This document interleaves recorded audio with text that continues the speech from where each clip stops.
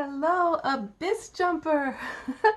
So this is a video to show you that when shit goes all wrong, like so wrong, you can't even believe that it went that bad. This is what's really going on with the universe. It's actually great news, okay? Because there's this thing called the pendulum effect. All right, and I've known all of this on my own, but there's a great book you can get called Reality Transurfing that really explains it well. It's a really thick book, though. It's a man in Russia wrote it, and actually his 78-day version is a lot more easy to understand. But look, this is the thing. The pendulum effect is a real thing, and he writes about it. What happens is you're out there and you got this big manifestation you want, right? And this desire is so strong and you have worked so hard. So let's say it's a play. All right, let's say it's a play you've been working on, you've all been practicing, your rehearsals are going great, and then the day of the dress rehearsal, it's horrible. Like, I mean, everybody's forgotten their lines, and everybody's like exhausted, and the costumes malfunction, and the sets fall down. This is great news because everybody's praying for this perfect performance, right? And with the extremities of the universe, the only way to have that perfect thing is that something equally catastrophic needs to happen first so that you can have your perfect day. So this is why they always say in the theater, break a leg, right? I hated that when I was in the theater. Like, why are they saying that to me? They're basically saying, if you break a leg, you know the performance will go great, because if you don't, you'll break it on stage and the whole thing will be without energy and all the malfunctions will happen on stage instead of beforehand. Here's a really great example. This is a disgusting example. Okay, so I'm like going on this date. I'm so excited because I'm like, I found my dream man, you know? And then on the way there, I'm coming in because I go and I stay at my camper at my mom's to go help her out sometimes. So I'm coming in from the camper with the porta potty in my hand. You know, it's covered and everything. But the dog, who adores me, gets really happy. I'm coming towards the house and jumps me and the entire pail all over me, all over my nice clothes, all ready for the date. So I go in, I gotta change all my clothes, I gotta shower, I gotta wash all my clothes. Now my clothes the washing machine won't work, so the dryer won't dry, and oh my God, I'm wearing wet clothes. And why did this happen? You could say, it's an omen telling you you're full of shit, or it's gonna go so bad when you meet this guy that you know, you'll wish you never went. But no, it was a dreamy adventure. It was a great soul for me to meet. And my biggest fear was that all my shit, all my bad behavior from other relationships, all the naughty things I've ever done to sabotage love were gonna come up and out. And as soon as that I got dumped by the pail of my own poop and pee, well, you know, I had been praying for this extreme thing to happen, where for once I wouldn't blow it. I wouldn't be that, you know, whatever the things are, needy, entitled, demanding, insecure, fearful, suspicious. Like, okay, so that was a miracle for the universe to do that. I would have to have an extreme event happen in order for me to actually make it through a whole meeting of somebody on good behavior.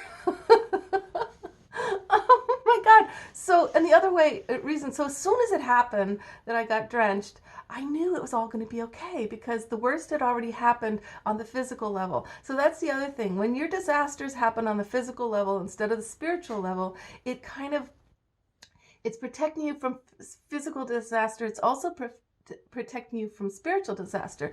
And one of the ways I knew that this was a divine event was because I did my prayers. I was doing my prayers to the sacred goddess as I was walking, as I got drenched. So it was her way of totally protecting me. Okay, so anyway, what you got to realize from this is that it's not really totally that every good event has to have a bad event. It's more like when we want an extremely good event, we need to understand we're polarizing the universe in extremes. That's why if you go like on a vision quest, right? The vision quest, you draw a corn circle or an ash circle around yourself, and you're going to stay there for 3 days. You're not going to leave. So you want only sacred divine energies to come into that circle. Only the ordained animals will come to you that are your power animals, right? But for something to be so perfect and so divinely ordained for 3 whole days in a universe, it's a constant flux between negative and positive polarities, then all the negative energy has to be pushed back against the envelope, the bubble you've created in nature to have this sacred event, right? And so that's why it's good to do prayers and fasts and really prepare, because you're going to stay there. You better not leave the circle, because as soon as you leave the circle early, you're not protected. But this is the thing. The moment the circle, the 3 days is over, there's this phenomena that vision questers will often notice where the bubble collapses and negative energy pours in on them, and you've got to run. Like I had to run from my sight. The negative energies were so extreme when they came. It was like planes overhead, guys with guns. I was in Mexico, coming down in trucks down the road. A fear, a terror all through my body when I had been in complete joyful bliss the whole time, right? So if you can just be aware of the pushing back, that the flux between the negatives and the positives, and realize that the universe is blessing you when they do something absurdly disastrous that you're really okay from, that it just, you're like, what?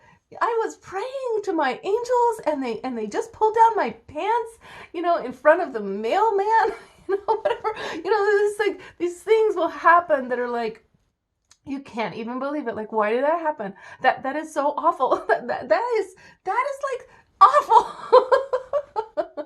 But you'll be so lucky, because here's another example. And this wasn't, I don't know if I'll get through this story, but I was helping a man who was an opera producer in Mexico, and I was an opera singer back then, so I was one of the leads in the opera.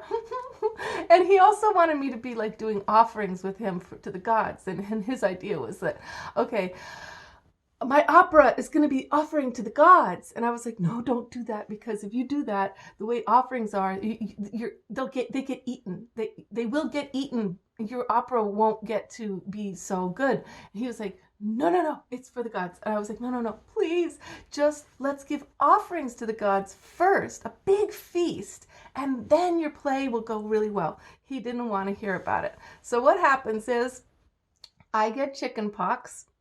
So I can't be in the vocal cords. So the gods are like, hey, we want that opera as the present. Shut up, Eve, because you're ruining it for us. We want to eat the whole opera. So the opera happens. It's happening outdoors in these cliffs.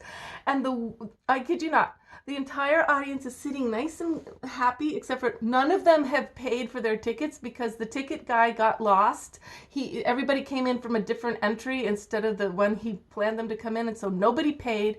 And they're all sitting there happy, and a wind comes across the stage. It comes across the opera. It blows all of the sacred garments all over the place. The huge feather headdresses that everybody's holding on like this, the sounds of people's voices are going.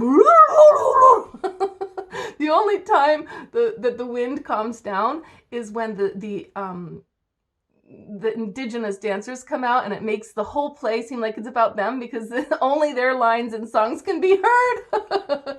And he had dedicated the opera to the wind Quetzalcoatl. And so there you go. The wind came, ate the whole opera. The guy lost all of his money, like $30,000.